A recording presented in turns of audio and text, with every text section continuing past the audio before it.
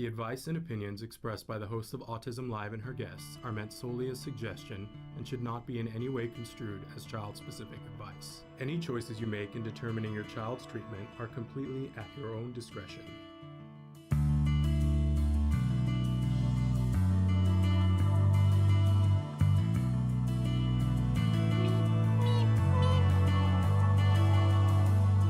Good morning and welcome to Autism Live. I'm Shannon Penrod and I'm so excited to be here with you on this, what day? It's January 23rd. It's somebody's birthday today. Happy birthday, whoever you are today. Somebody's birthday today. I can't think whose it is. But anyway, so thrilled to be here with you this morning. We got a great week lined up for you this week and lots of fun things in the hopper. And a big announcement coming of something that we have coming up in April that I think you guys are going to get excited about because I'm excited about it. It's a little crazy, but a little fun. Not ready to tell you yet, but it's coming, it's coming, it's coming. We're live right now on Facebook, YouTube, and Twitter, and about a dozen other sites. In just a second, Traven's going to start to show those to you. Today's topic, you can see it right there on the screen. On Mondays now, we're doing those parent-to-parent tips. Because we were just going to do it for a period of time during the summer, and then you guys asked to continue it, so we're continuing it. That's our Monday fare right now, and we love topics. If there's something that you guys want, we've got a bunch of things in the hopper that are like the top 10 tips to help you with things, and if there's something you want the top 10 tips about, then let us know. Or if there's something, a discussion that you're like parent to parent, I think we need to have this discussion, let us know, and we'll put it into the mix for 2023. Isn't that still weird? Is anybody else having a hard time? It doesn't roll trippingly off the tongue. It's 2023. That's crazy. But thrilled to be here and thrilled to be talking with you today about how to reduce stress, because it's always going to be there, right? To some degree, it's always going to be there. And we know that for families that have kiddos that have different needs, whether they be special or otherwise, we know that the stress is more. Let's not pretend that it isn't. And I know that there are other people who are like, oh, it's just like when you have, no, you don't know. Please, I was going to say shut your pie hole, but that would be rude. And yet I said it anyway. But you know how when you're talking to somebody about your kiddo and you're like, well, you know, it's extra hard for us because, and then the person goes, no, it's the same for those of us who have typical kids. And you just want to go, thank you. No, you missed the whole point here. It isn't the same. I just kind of, why do people feel the need to do that? Why do they have to like have this equivalency with everything? Just let people have their feelings, right? But that's another show, how to deal with those people. So we're going to be talking about how to reduce stress, and it is sort of an unbelievable list, because I'm going to tell you that pretty much everything on the list, I think as I'm going through it, I think everything is free on the list. And they're all available to you like today, with maybe one exception that I got to talk to Traven about to see if we have. But they're easy things. They're even things that you could do, you know, within this hour. So we're going to be talking about those in just a second. But Traven has started to show you the different ways that you can be watching and connecting with the show, and not just watching this show, but if you are here and you like what we're doing here and you're like, you know, what I would have liked to have had was the top 10 tips on potty training. Well, we did that 2 weeks ago, and there's an archive of it. There's a video, and you can go back and watch that.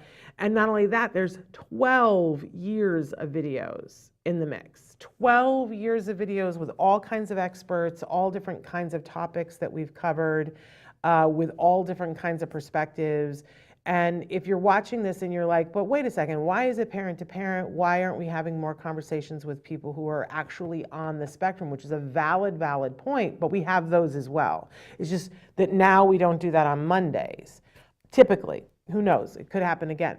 But we absolutely do. So just to bring this back around is that we here at Autism Network, which Autism Live is a part of, our mission is to provide information and inspiration to the full autism community. Of course, that starts with individuals who are on the spectrum. Of course, right? because they are the beating heart of our community. They're the big why for, what drives all of us, right? That we want to help support those individuals, but also give them a voice. Let's hear from them, right? So that is what our programming is definitely about. But it also, we include in that conversation things to help the people who love individuals on the spectrum to be better allies, because they're a part of the community as well. And I identify as a proud pony. I'm a parent of a neurodiverse individual, which is not the same perspective as someone who is on the spectrum. It can't be. It cannot be. And I never want to come across as somebody who's like, oh, I know what it, no, I don't. I don't. What I do know is what it is like for me to be a parent of someone who's neurodiverse. And I've been on that journey we officially have crossed, is it 17 years? I'm so bad at math. I've been on that journey. I think it was just the other day that we commemorated that I think it's been 17 years since he was diagnosed. Now, there are lots of people out there who have been on this journey longer than that, but 17 years is a long time, let me say that.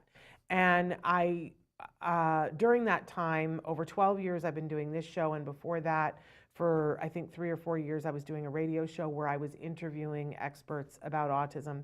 So, now I have a book that's out that's called Autism Parent to Parent, and in it, when you go to the teenager chapter, I say, let's be honest, I'm, in the thick of it. I'm not at the end of it. So ask me when I'm at the end of it. I'm almost at the end of it. In less than 6 months, he turns 20, and I'm almost at the end of it. There's the book. So and then, I'm already in the adulthood thing, and I by no means know everything there is about adulthood, but I'm just saying, between interviewing people and living it myself, I've talked about this with a lot of people for a long time, and I love picking up tips and tricks and going, let's share those. Let's share those. If I learn something, I want to bring it here to you guys, because honestly, I feel like that's the journey that I'm on. Now I'm going to get emotional. That when 17 years ago, when my son was diagnosed, one of the first things that I said after I went through plethora of emotions was, I went, okay, if this is our journey, and clearly this is our journey, I want it to count for something. I want to help our son, and then I want to be able to help other people, and I want it to count for something. I want it to have mattered that we took this journey. I want to leave it better than I found it. You know what I mean? I want to be able to help somebody else along the way, and if I see that while we're going through this, that there's something that would have helped us, I want to help to bring that to other people. So that's part of why I'm here, because if I can help you, and your journey is different, please don't think that I think that your journey is the same as mine. It's different. But if I can help you to get to the good stuff, oh, that makes me really happy. Then I feel like I'm living my purpose-driven life, right?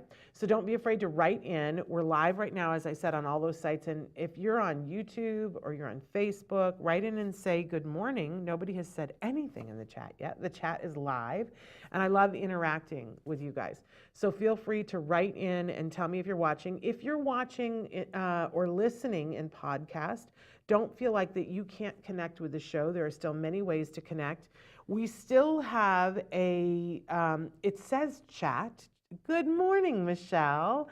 Thank you for writing in. I don't feel alone anymore. There on our autism-live site, it says chat. That's a misnomer. It's a place where you can leave a comment.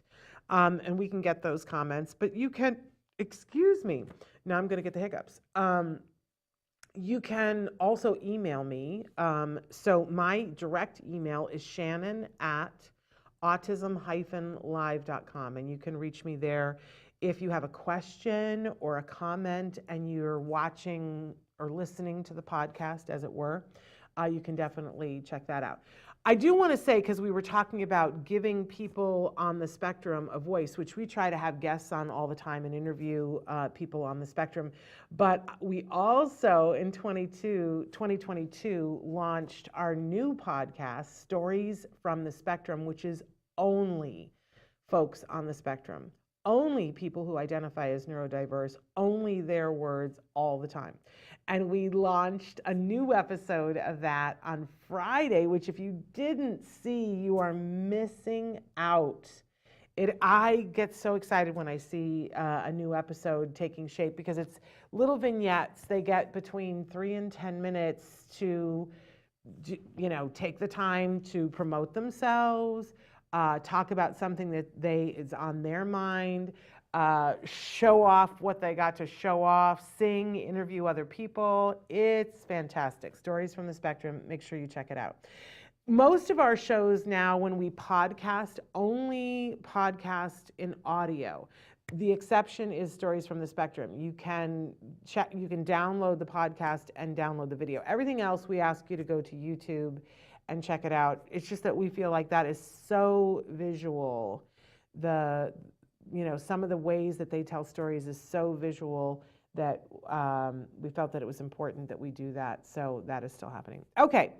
I also want to say that when we do this parent-to-parent stuff, anytime we do the show, we give the disclaimer that, I'm not an expert. We have experts on. Tomorrow, we're going to have Dr. Granpeesheh on, Dr. Doreen Granpeesheh. She's an expert in the field of autism. I am not, and I'm not even pretending to be one on the internet.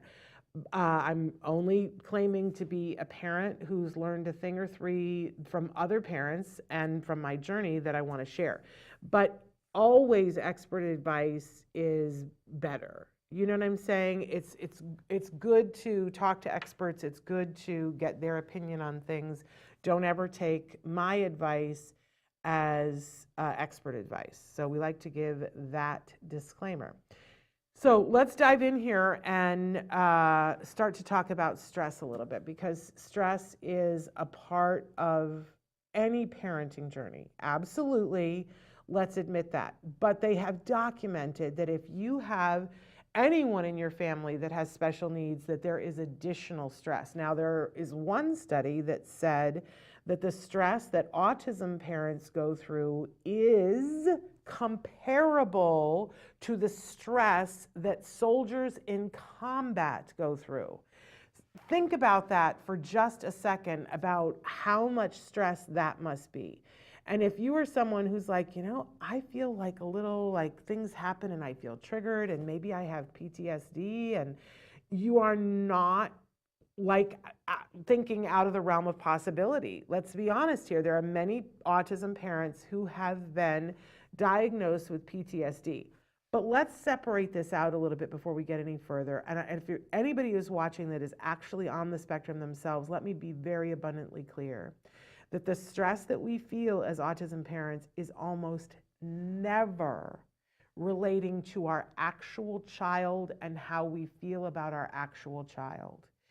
It is about trying to get services for our child. It's about not understanding how to be the best ally for our child. It's about not knowing how to do all the things that we have to do so that we can take care of our child and keep a roof over our head and make sure that everybody's healthy and fed. Like, that is a ginormous stressor. I think years ago, the Ian Project did a survey of autism parents and asked them about the stress that they were feeling. And overwhelmingly, parents answered that getting connected to services and knowing which services to get was the single biggest stressor in their lives. So I want to be clear, because I think when we talk about stress sometimes and how stressful it is to be an autism parent, what I see is that the friends that I have that are on the spectrum go, that kind of makes us feel bad, like we're a burden. I don't want you to think that at all. You're not the burden. The system does not support parents in supporting you. That's not your fault. That is not an indictment of who you are in any way, shape, and form. It is saying that we would like help and support so that we can be better showing up for you. And it is stressful. It is stressful when you feel like you don't understand how to help your child. But that is never the child's fault. And our feelings towards the child do not change, because we're never like, I don't like my child. what we are is saying, I don't know how to be the best parent for my child. I feel unprepared. That's a much different thing. Hopefully that clears that up. Okay, and I put on here because stress is real. Let's stop acting like it's going to go away. Let's stop acting like it's just us and that it's our problem and that we're the only ones. Let's toss that stuff into the ocean because it's not true. Stress is real. And it isn't going to go away. What it will do is that we can slide the meter if there was a meter from 1 to 10, that we don't have to always be at a 10, that life can be much better if we are below a 5. So these tips that I've given you, and you're going to be surprised by some of them because you're going to go, I didn't think she was going to say that. These are real things that sometimes, that are coping mechanisms that sometimes we get divorced from because we're so busy doing that we forgot how to take care of ourselves while we're taking care of other people. So some of these might surprise you, and I'd love it if you write in and go, okay, that took a left turn. I didn't think she was going there.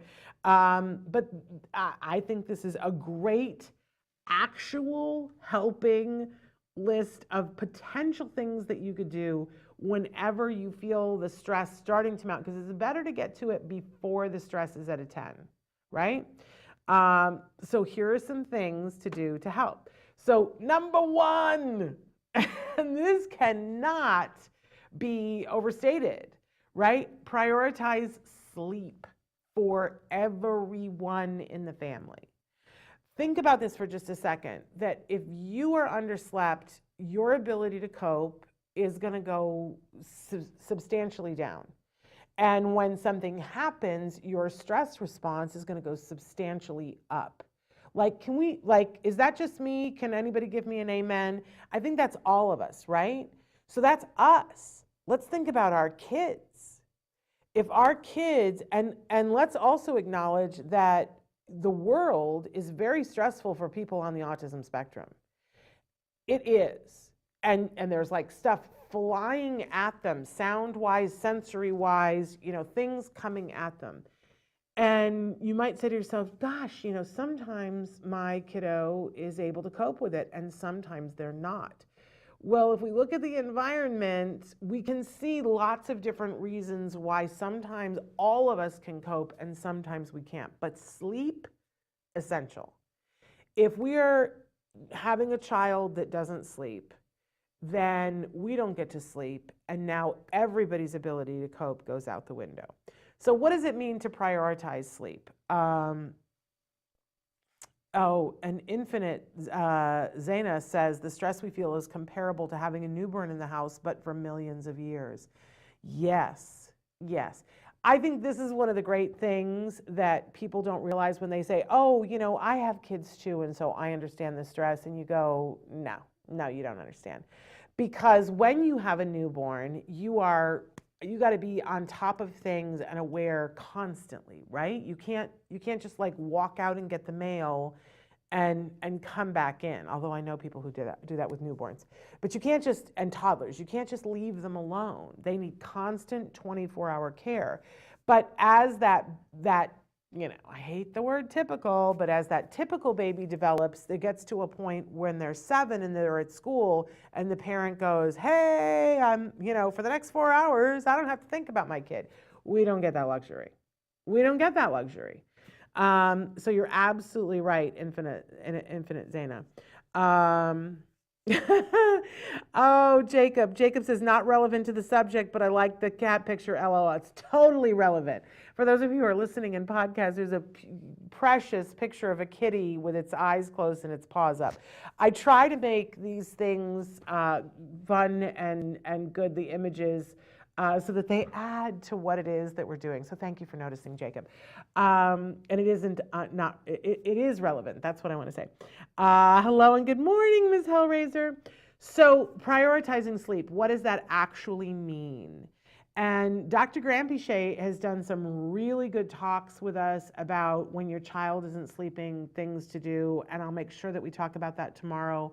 But if your kiddo is not sleeping, if you have one of those kiddos that stays up for 3 days, I know that at a certain point we get tricked into this thing where we go, well, I guess that's my lot in life. I guess that's the new normal. And I got to tell you, there's a whole bunch of crud that the world says to us, well, your kid has autism, so I guess you have to deal with it. A child who stays awake for 3 hours is not anywhere on the DSM-5 list of symptoms for autism. Something else is going on, and it's very likely something medical, and there are things that you can do, but it does mean that you're going to have to take steps and call your pediatrician and say, I need help and I need support and I need you to take me seriously because my child is not sleeping, so we got to look at a bunch of things. And it does mean maybe you have to go to a doctor who's not your pediatrician. Maybe you go to the medmaps.org website and look up doctors there and say something's going. Maybe you go become a member of TACA and get a free mentor for biomedical help, and you go to tacanow.org to become a member there and get that free mentor. Traven's got it up on the screen for you. But you can't just go, well, I think they'll grow out of it, because I don't know, I guess that's a possibility, although I've never heard anybody say, yep, my child would be awake for 3 hours and then just one day they weren't. I've never heard that, but I want to leave room for the possibility that that could happen. But you know what? That will only happen after years of them not getting sleep and you not getting sleep. And every day that your child doesn't get sleep is a day that they're going to be further behind, because you cannot process and learn with the speed that you would like your child to learn if they don't have sleep. And you can't be the best ally if you're not getting sleep. So, sometimes it means that you have to call a family member and say, hey, can you come live with us for 6 months and we'll give you free rent, but I'm going to need you to stay awake during the night hours so that I can sleep. Or maybe you call your regional center or somebody and say, we need extra help to support us through the night because I have to get sleep. When we started, my son didn't sleep. Oh God. Not for 3 days on end. God bless those of you who have, I don't think I'd be alive right now. But my son wouldn't go to sleep until like 3:30 in the morning, and we would have to drive him around in the car to get him to go to sleep. And thank God, when he would go to sleep, he would sleep so hard that we could transfer him from the car to his bed, and he would stay out. But it was almost the death of me, you guys. Literally, because there was one night when I was so tired that I was driving him in the car and I started to nod off. And it's only through the grace of God that we're all still here. And right after that is when we started getting help, and we started with ABA, and they said, what are the things on your list? And I said, one is that he needs to be able to sleep and I need to be able to sleep. But the second one is he hits his head on the kitchen floor. So stressful for me. And I really wanted them to work on that first because I was afraid he was going to do permanent brain damage. And they said to us, okay, but here's the deal. We got to get the sleep thing under control first, because you won't be able to do the intervention for the head banging unless you have had sleep, Mom. That's how critical sleep is. So we had to change everything that we were doing and set up good sleep habits. I want to say to you guys that for us, this may not be your story, but they set up a thing about, so at noon you do this, and at 3 you do this, and at 5 you do this, and at 6:30 you do this, and at 7:30 you do this, and at 8 o'clock he goes to bed. And I was like, that's not going to work. How dumb do I look? I have a master's degree. If that would work, don't you think that we would have done that and he would be asleep? It took 3 days and he was asleep at 8 o'clock. Because there were little parts of it that I wasn't doing or that I was thinking wouldn't work, but when I followed it religiously for our kid, that worked. And then I started getting sleep. But eventually we found out that part of my problem was sleep apnea, and I had to go to a CPAP machine because why? You got to prioritize the sleep for everyone. And my ability to cope with stress is it's not perfect, not perfect, so much better than it was when I was getting no sleep, even when I was sleeping. So prioritize that sleep. It will make it so that the stress is less. It will. It will. Okay. A bunch of people wrote in. Ms. Hellraiser says, I love this so much. Yay, big hugs. May says, it affects my daughter too. School threatened truancy if it keeps happening. Yeah, listen, it's hard. I have a kid who typically would fall asleep in class if it got it all boring. Narcolepsy runs in my family. I don't think he has narcolepsy, but we all are insomniacs and it's rough. But you got to prioritize the sleep. And sometimes when I was at my best parenting, if I would make sure that my son got enough physical activity during the day, which meant that I had to go outside, and I don't like outside. Outside has bugs, and I don't know. I'm an indoor kind of person. But if I would take him to the park and have him run around, he would sleep better and he would do better in school. I didn't always prioritize it, but I'm going to suggest that you run your daughter ragged, get her to bed, and then see if school is a little bit better. But don't let the school jerk you around like that. Put it in writing to the school. We need help and support. They can't threaten truancy if your child, they can threaten truancy if your child won't get up to go to school, but then you need to write back and say, this is a part of what's happening with her. We do have an intervention, so that they don't jerk you around like that. And melatonin, she says, helps sometime though, and that's great. There is a tablet that Dr. Grampiche has recommended before that has melatonin, tryptophan, and one other thing in it. It's called Tranquil Sleep. You can look at that. We did get that and put Gem on that for a while too, and that did help. And yes, a sleep schedule does work. I'm so cranky if I don't get sleep, and so is my guy. So are all of us. The world does not work well if it's, I think the exception are doctors, that they've been trained, but I want to say that I bet they would do better if they had sleep, when they're in residency. Okay, that's number one, all right? Number two, I know, shocker, left turn, sing. Okay, we talked about this the other day on the show, that in fact, there is the vagus nerve, and I'm not going to know which side anatomy-wise, goes down right by your throat on one side or the other. I don't know which side it is.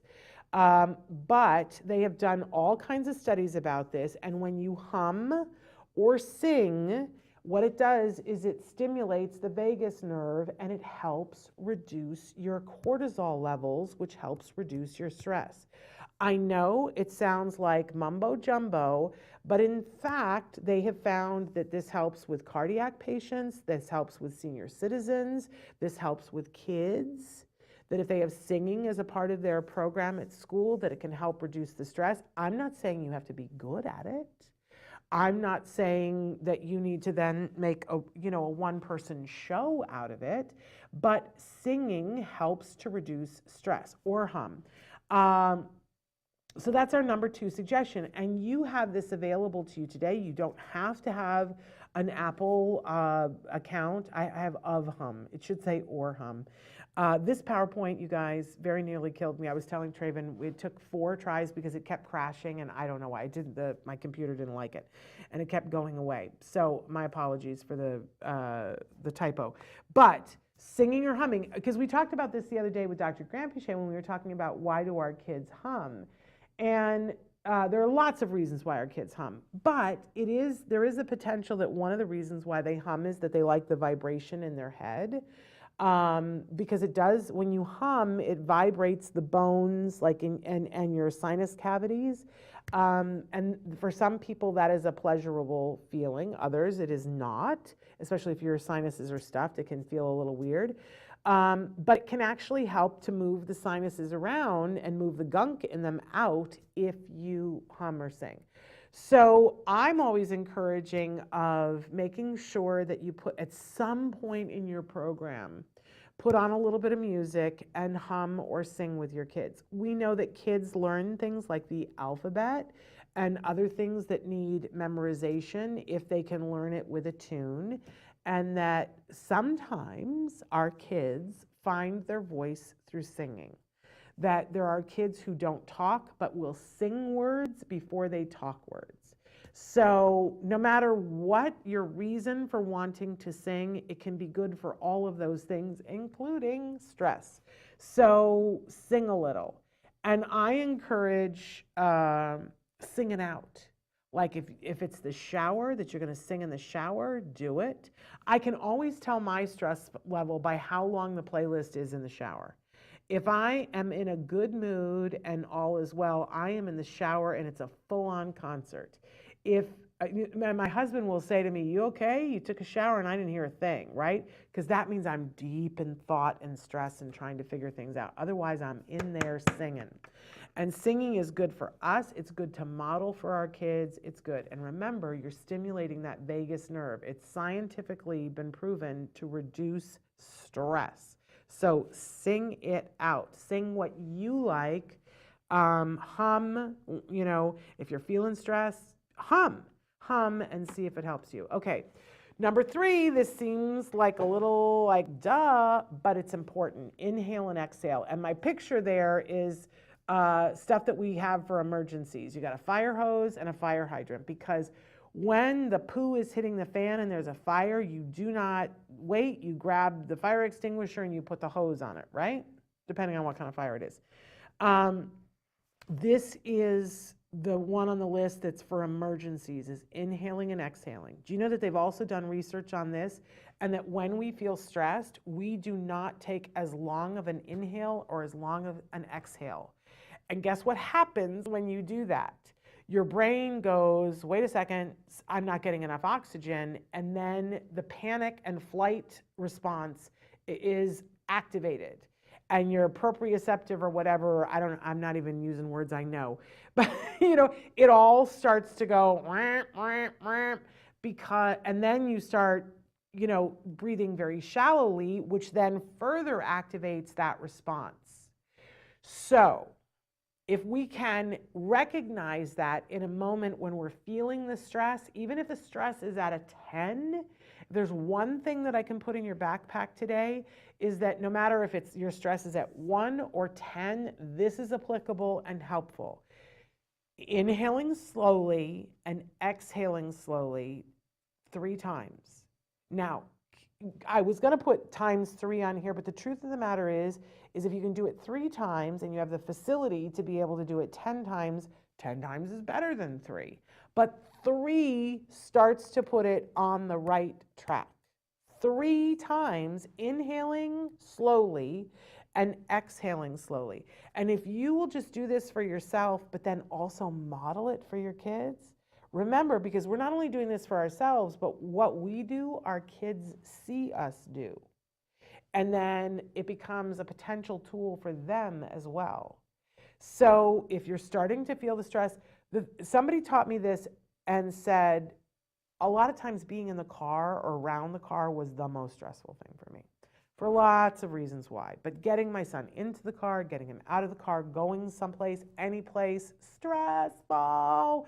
We were always late, and I thought, I don't want to be, sometimes I get very and I don't want to be that way driving the car. So somebody said to me, focus on getting him in the car, get him in his 5-point harness, and then get your seatbelt on. You can have the car on, put tunes on, whatever, but stop. Before you drive away, stop and take 3 inhales and 3 exhales.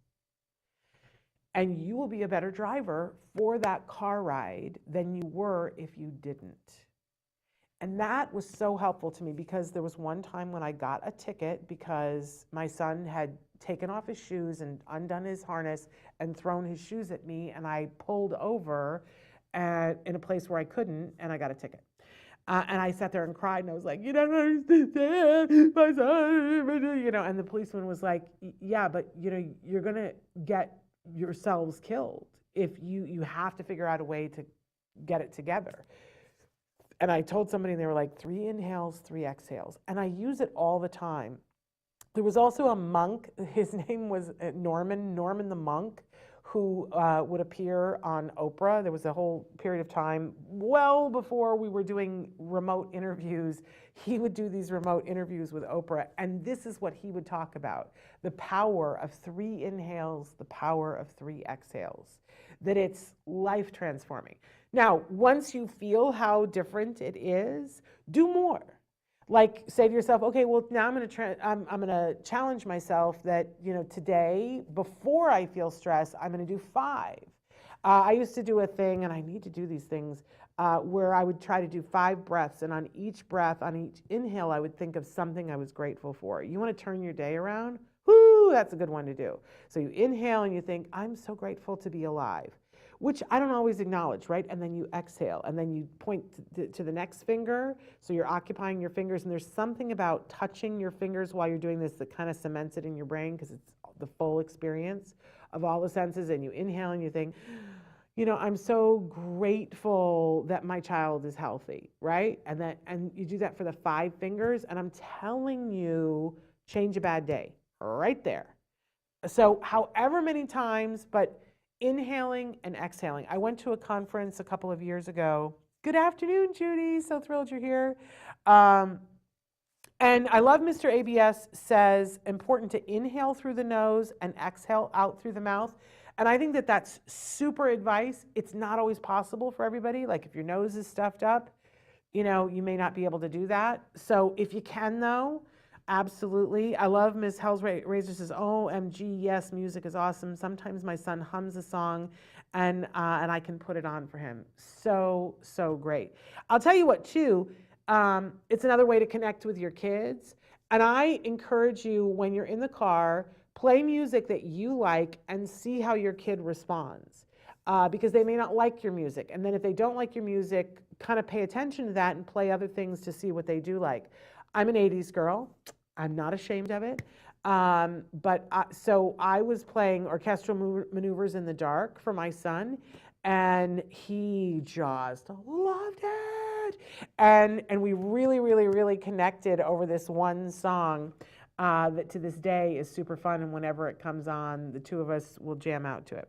But the inhaling and exhaling, back to what you were saying, Mr. ABS, yeah, if you can inhale through the nose, because then it's filtering through your nose hairs, sure, absolutely, and exhale through the mouth so that you really can get all the gunk out. But if you can't,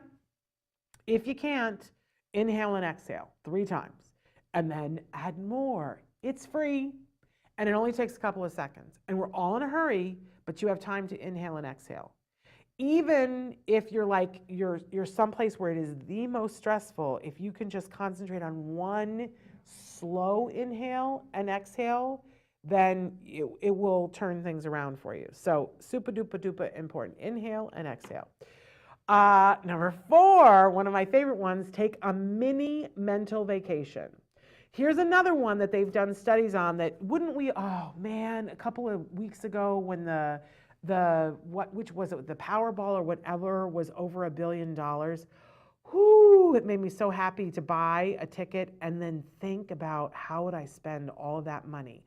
That is a mini mental vacation for me.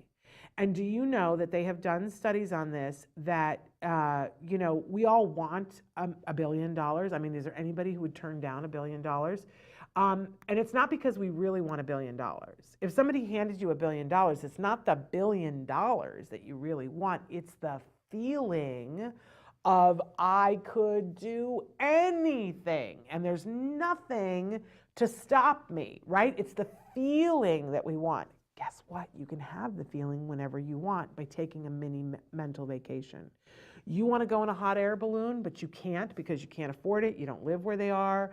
You don't know anybody that does it. It's okay. You can close your eyes for a minute and you can imagine it. And guess what? Imagining it and having it, if you will take the time to imagine it, they release the same endorphins in your brain and you get the same feeling, momentarily, not forever, right? But you can get the same, I just visited Super Mario World the other day because they're getting ready to open at Universal, and they have all those like boxes where, and if you have this wristband and you hit it, just like in the Super Mario game, it goes cha-ching, cha-ching, cha-ching, and you get the points. It's like that with the endorphins. If you don't have to really be there in the hot air balloon, you can get the endorphins from it by imagining it. And you don't even have to buy an expensive VR game to do it. You can close your eyes and for 2 minutes, imagine that you're there. Use your imagination to take, to go to Disneyland for 2 minutes. I like to imagine being a billionaire. What do you like to imagine? Now, the difficulty with this is that they need to be mini mental vacations. And you need to give it to, like, you can sit and picture yourself on a beach in the middle of winter, in the middle of a snowstorm, and get the same sort of endorphins. But the problem becomes that they become mini mental vacations, is that you don't spend more time in the fantasy world than in the real world. Let me also say that this is what our kids do. Our kids take mini mental vacations whenever there isn't something that's stimulating enough for them. And they go inward to a place that's cooler, that's better, where they can manipulate the things, they can be in control, and they, picture, somebody wrote in the other day and said, my son makes this noise when he pictures leveling up in his game. He's not even playing the game, he's picturing it. That's exactly what our kids do. That's how they're regulating themselves. The problem becomes that sometimes if the world outside isn't reinforcing enough, that our kids will spend more time in the mini mental vacation and make it a permanent mental vacation or a long-term mental vacation than the world. We want to be mindful of that when we use this trick to help ourselves and make sure that we keep it a mini mental vacation. I think this is especially effective when there's a break in our day. Like, let's say that you get a lunch hour, that you take 5 or 10 minutes of it to just sit quietly. And I know people are like, well, she's talking about meditation. Kind of. I mean, there's lots of different times of meditation, but I'm very specifically saying that there is a scheduled part of your day that you go, I'm going to let my head imagine the perfect scenario. It is powerful. It's actually called creative visualization. If you want to go read more about it, it's a very, very powerful thing that helps reduce stress. But it needs to be a very set amount of time. My husband and I went through a period of time where the doctor really wanted us to do these stretches. So we decided we would do every night, we would both do these stretches, and then we would sit on the floor, crisscross applesauce, hold hands, and we would set a timer for 2 minutes and we would just visualize. I know it sounds very kumbaya. We're all going to sit around the fire and, sing and, and whatever, which is not a bad thing, right? But it sounds airy-fairy. I know. But I'll tell you something, and this is when we were in the thick of our intervention. It was 2 minutes when my husband and I connected. So we'd spend like 2 minutes stretching, 2 minutes holding hands on the floor and just visualizing good things. And then for 2 minutes afterwards, we would tell each other what we pictured. And can I tell you that it was at a time when we didn't have 2 nickels to rub together, when life wasn't going the way we wanted it to go. And one of the things that we would visualize was, because we were in this very small condo in this complex that was a little scary. And I would visualize that we were going to be in a house that had enough space that we could have a dog. That's all I wanted. I wanted a backyard so that we could have a dog, so that our son could have a dog. And I would sit there and I would visualize, and this was freeform, and it's where the idea for writing a book came up. And I would say that, and my husband would visualize, and he's an actor, and he would visualize that he was only making his living being an actor, and that he had these opportunities or whatever, and it was all pie in the sky. Most of that has come to pass. And we just were having that conversation the other day. My husband just he's a voice in a new game that just came out. We weren't allowed to talk about it for the longest time, but now I'm allowed to say that he is a voice in the new Fire Emblem Nintendo game. There's another name for it, Fire Emblem something, but I can't think what it is. But those things came to pass from that mini mental vacation that we took together. So you can do this by yourself, or you can do this with a loved one. And I think it's part of the reason why we were able to get through the stress as a couple was we connected like that. So mini mental vacations, don't make them long term. Short, and you feel the buzz from it. You'll be like, hey, and it kind of carries with you through the day. You're like, oh, there is an alternate universe where I have a book out. That was so unthinkable to me. And now I do. I have a book. So these things happen. Evelyn says, great points. Thank you. Ms. Hellraiser says, if I won that money, I'd love to help other families like mine. That would bring me so much joy. Oh, believe me, don't I understand that? But you can feel that joy by just imagining it for 2 minutes. Just imagine, okay, what would I do? If I had all that money, what would I do? I know exactly what I would do. But anyway, and I had great fun for like 2 weeks. Every time it was, it rolled over, it's more money. And I'd be like, okay, now I have more money. Here's what I'm going to do with it. I enjoyed it. It was like getting to go away. My friend went on a cruise for a week. I didn't go on the cruise. I went on the lottery mini mental vacation cruise. Okay, number 5. I'm a lunatic, but here's number 5, dance to good music. We already talked about how powerful music is. You need to move your body. You need to move your body, and I'm a dork. I'm not a good dancer, but this is, I think, the best thing that we did while our son was in intervention, because I would get so stuck. I would have to do work, and I'd be in the house doing work, and he was having his therapy in the house, but then I'd have to leave, go to speech, whatever. I was running around like a chicken with my head cut off. My husband would come home from work, stress, right? And we're trying to figure out how to pay the bills and how to live and get dinner cooked, and then we got to try to do this sleep thing to get him to bed, right? But what we would do almost every day for a couple of years was that as soon as the last therapy was over and we were switching from this is our getting it done mode to we're going to have dinner and be a family and get ready for bed, we would turn on music for one song, and we would dance in the living room. Just dance it out. Just, like with our son, my husband, my son, and I, we would just dance it out in the living room for one song. And then as soon as it was over, we would know, okay, now we're moving on to the next thing. Because I'll tell you what's stressful is when you are doing something, and then you stop doing that and say, now I'm going to do this. That's a hard transition. That's a hard transition for anybody. That's a hard transition for an adult. Think what it's like for a kid on the spectrum. Hard transition. You're going to get some feedback if you if you just go, boom, we've been doing this, and boom, we're going to do this now. Putting on music, and it starts, and everybody's kind of moving a little bit low, and then everybody gets wild, whatever, dance party in your house. Now, if you need it more, do it more. If you get up in the morning and you guys need to do a dance party before we go off to start the day, do it.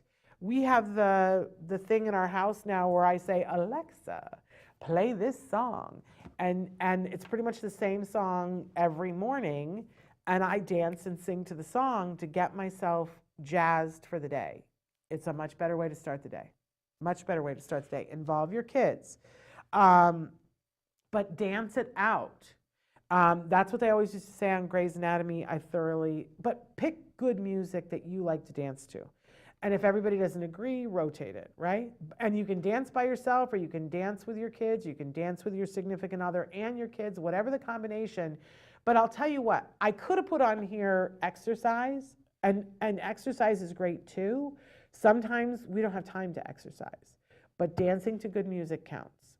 And it helps to regulate. I learned for sure during the pandemic that moving my body and getting a little breathless, even if it's just a couple of minutes, which most songs are like 2 minutes and 30 seconds, helps to regulate my stress. And it helps our kids too. So dance it out. Okay, number 6, I think is really super important. Hello, Helen. So thrilled that you're here. I think it's really important that you understand, why am I doing what am I doing? Because people are going to challenge you and be like, I don't understand why you're spending so much time doing that, right?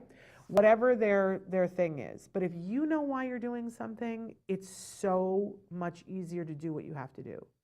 If you get up in the morning and you're like, oh, we have to do this and we have to do that and we have to do, it is such a drag. And it makes your stress go up because it just feels like stuff's stacking over you, right? But if you know, okay, we're doing this because this is the ideal time for our child to learn as much as they possibly can, and because we love our child, and because we've prioritized that, and because we want them to have the brightest future that they can, then suddenly you get into the mode of, okay, so what are we doing towards that today? Oh, right, we get to go to speech. Oh, right, we get to have this. Oh, right, we get to go do this. And everything gets easier. It's when we don't know what we're doing and why we're doing it, and we don't know if it's effective, that stress goes through the roof. So get clear on what your why is. What is the end goal that you want to achieve? What's the mission? For our family, we got very clear and wrote out a manifesto about, this is what we're doing and why we're doing it. And we said early on, because we looked at all the scenarios of people who had been taking care of their kids with autism and getting them services, and we were like, what outcome do we like, and what do those outcomes have in common? And they were people who said, we're going to make this a priority. So that was what we said. I'm not saying that that's your solution, but that is what we did, and I'll never be sorry that we did that. Neither will my husband. I don't think our son fully understands what we did, but he's still grateful. But my husband and I are like, oh yeah, no, that was the right choice for us. For us, maybe not for you. But we prioritized and said for the next few years, we are going to make it a priority that we do everything that we can, and then we'll reevaluate when we get there. And it meant that some stuff became more important and other stuff became less important, but it wasn't from a thing of resentment, because we understood it was a choice. We are doing this because this is where we want to get to. And I think getting clear on that in your mind is critical, because we can do all kinds of things when we understand why. For instance, when you go to have labor pains, people talk about it's just like the most excruciating thing in the world, but women who birth babies go, yes, but you know that you're having a baby. You know it's not just, that you're feeling like you're being split open. You know it's the goal is you're having a baby, and they can withstand that pain better because they understand this is the process of having a baby. I think that all things are like that. If you understand why you're doing something, you're much more capable of doing it even when it gets hard.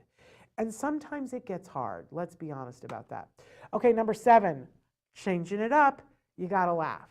You gotta laugh at every possible opportunity that you can.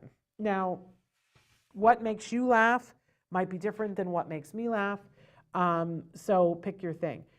For us, when we were in the thick of things, the internet was not quite what it is now, but we had, this is how long ago it was, we had a VHS tape that was the Conan O'Brien's Greatest Moments of Triumph the Insult Dog.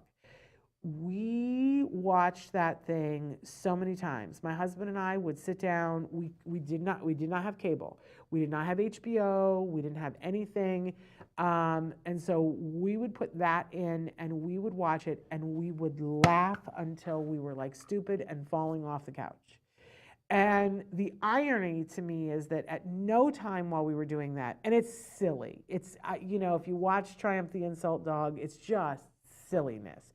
And we especially loved when he would interview celebrities and, his tagline, he'll be interviewing somebody and he'll say, ask them a question and they say, oh, well, I have this lovely jewelry line, and his response is for me to poop on.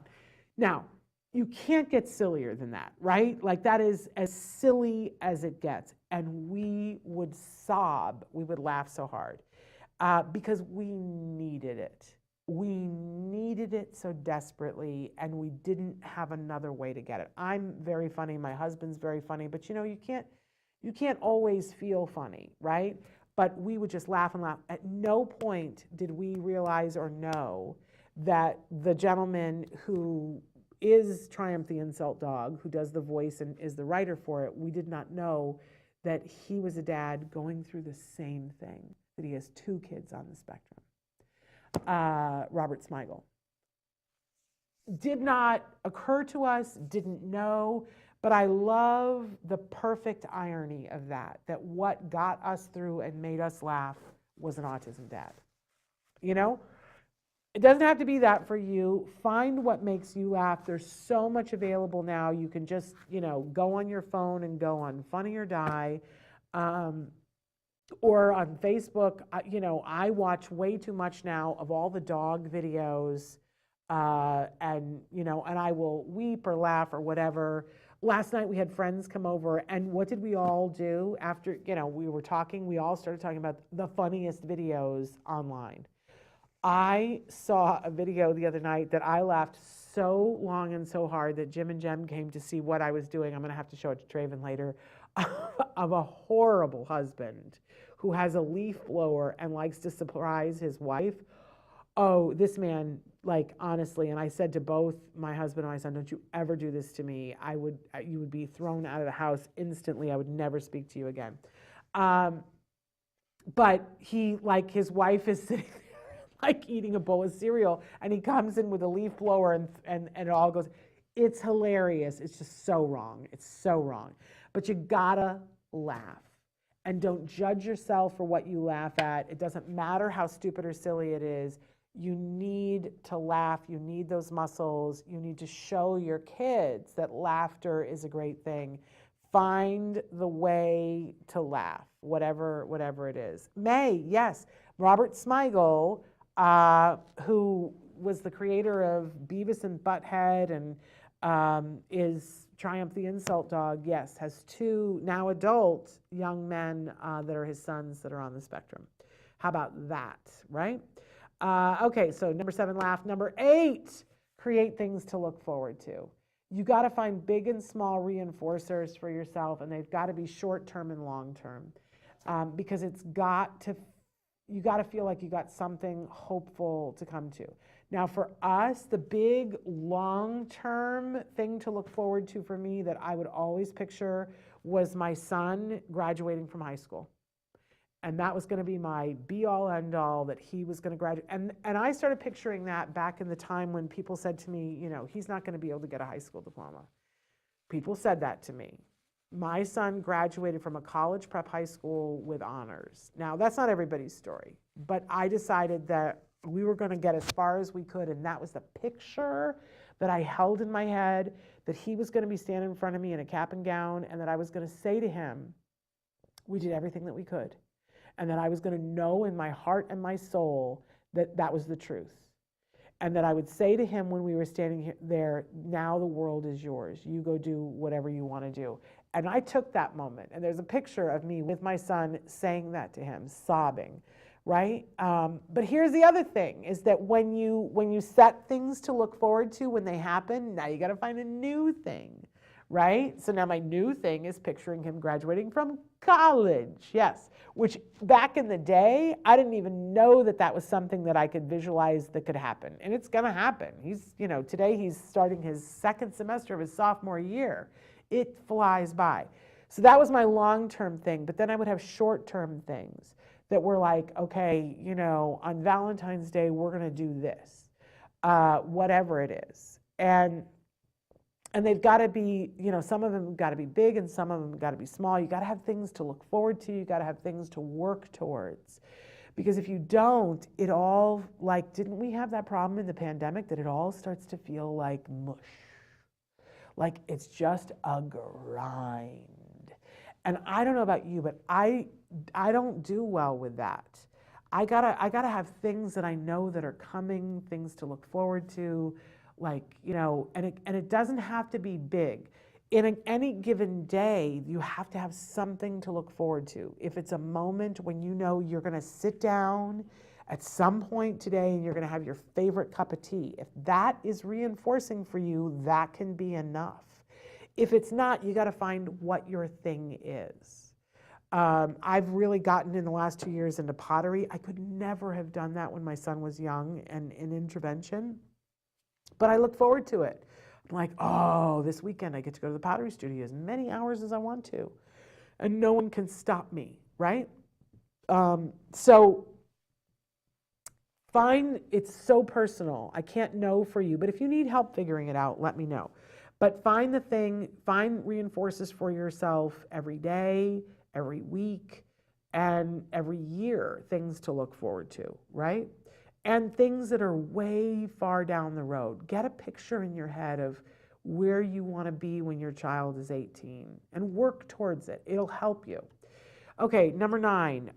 This is the only one on the list that might take a little bit of time, and you can spend money on it. But we actually have somewhere, Traven, a guided meditation that I did. It's 11 minutes long for stressed out parents. I don't know if Traven can find that for us, where that is, and hook you guys up with it. But I will tell you, I never like to say to autism parents, oh, go meditate. Because if you're so stressed, how are you going to do that? How are you going to do that?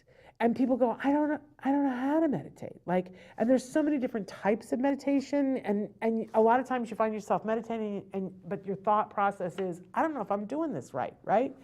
I think it's much easier when you're starting out or in a stressful situation to do a guided meditation where you say, okay, I'm going to put this voice in my ears for however many minutes, and I'm going to let them drive the bus, and I'm just going to go where they tell me to go. Because then you can kind of quiet the mind a little bit, and you might find that you go to sleep if obviously you can't do it while you're driving a car.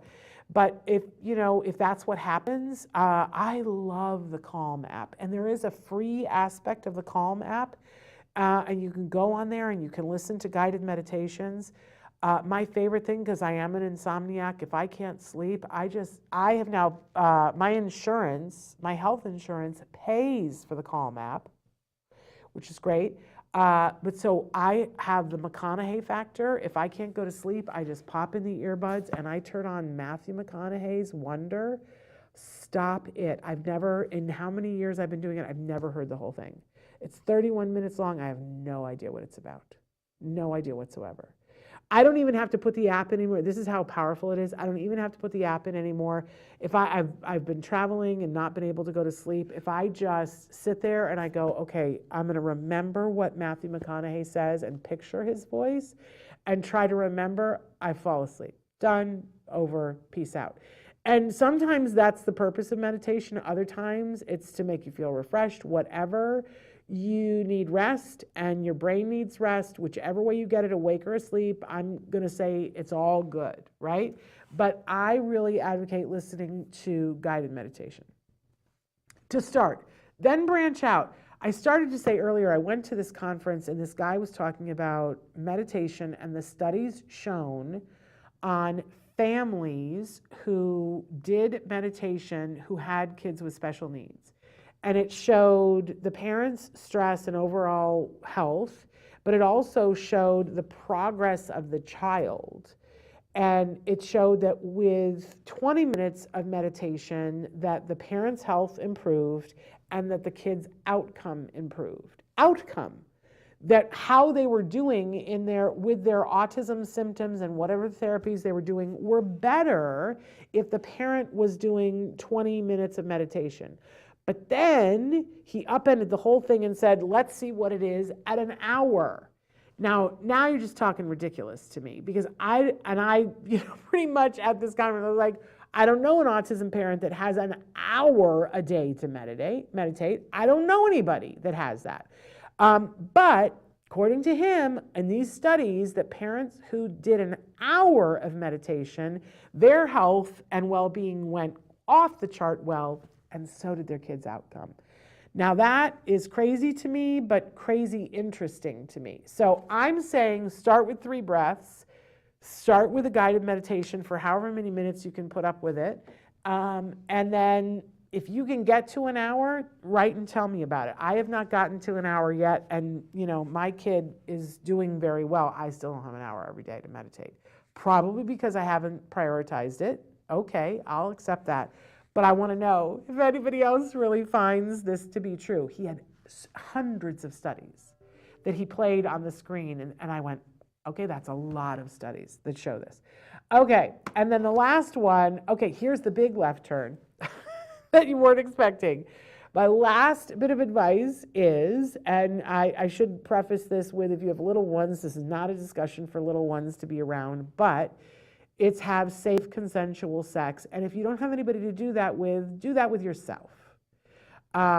Because there are endorphins that are released with having safe consensual sex with other people or by yourself, the release for your muscles, the breathing, it's kind of like all of the things that we've talked about all in one. It is a stress reducer if it is safe consensual sex. And it is a way to connect if you have a significant other. It is a way to connect with them and to stay together. If you don't beat yourself up about that. But there are lots of ways to have the endorphins. And by the way, this isn't just about orgasms. It is not. Like it doesn't even have to be intercourse. But a connection with yourself or with another person and with your body is a very important thing. Maslow's hierarchy of needs, y'all, right? If we look at what are the essential parts to a person and their well-being, it's on there. It's on there. And I think sometimes we back burner that because it's like, well, who has time for that? Make time. Make time to sleep, make time to feel pleasure, make time to be in your body, make time to connect. You know what I mean? All of those things. And if you do, then, pick the ones on the list that are most readily available to you, that you're like, oh, that resonates with me, that makes sense. But work your way up to as many on the list of 10 as you possibly can, and then let us know how your stress level is doing. Because the stress is going to be there, we're just trying to manage it. If you can be below a 5, you're going to get more done. Studies show, right? All right, we're out of time, but this has been so pleasurable to be with all of you. I hope we've given you something to think about, something to do today to reduce the stress. Obviously, there are 1,000,008 other things we could have said, but I wanted them to be things that actually really help and things that are free and available to you whenever you need them. You're not going to have to go take a class to learn about it. These things are available to you now. Okay, much love to all of you. We're back tomorrow with Ask Dr. Doreen. On Wednesday, we have Garth Herberg and Jason Weisbrod from Spectrum Laboratories. They're going to be here talking about some really cool stuff they did in 2022 and what they got coming up in 2023. On Thursday, we thought we were going to have it for you last week, but we're going to have it this week, the Let's Talk Movies with myself and Moira Giammatteo. We're heating up towards the Oscars, so this will be really cool. And then on Friday, we're going to replay the new episode of Stories from the Spectrum that we just unveiled. You can watch it now. It's on YouTube. It's really cool, you guys. So we'll see you tomorrow with Dr. Grant Pichet. Until then, give your kiddos a hug from me and one for you too. Bye-bye for now.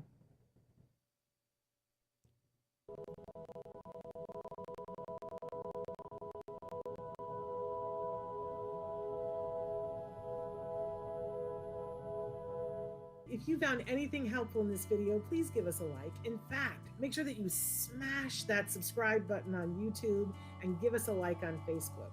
You can also follow us on Twitter and on Instagram for important updates. And please download our free podcast wherever you get your podcasts. Thank you so much. See you next time.